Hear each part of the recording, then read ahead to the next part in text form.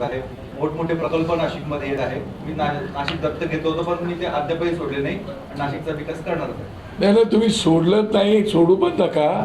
पण नाशिक लोक तुम्हाला आता विचारतात ना, हो आता सिंहस्थ आलाय, त्याचे काय व्यवस्था केली तुम्ही? 2027ला सिंहस्थ आहे.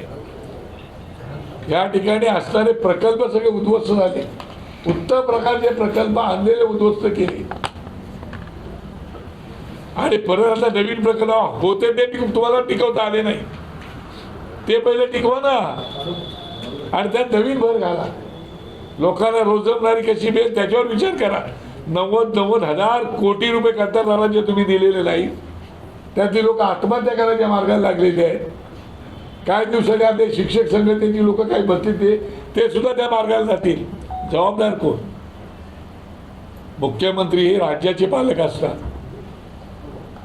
तरी पण तुम्ही नाशिक शहर पालक म्हणून घेतलं, आम्हाला आनंद वाटला. चला भले आम्ही या ठिकाणी होतो, आमचे तो सिलेक्टेड नगरसेवक होते. हो, पूर्ण सत्ता आमच्या ताब्यात नव्हती. महापौर पण आमच्याकडे होतं.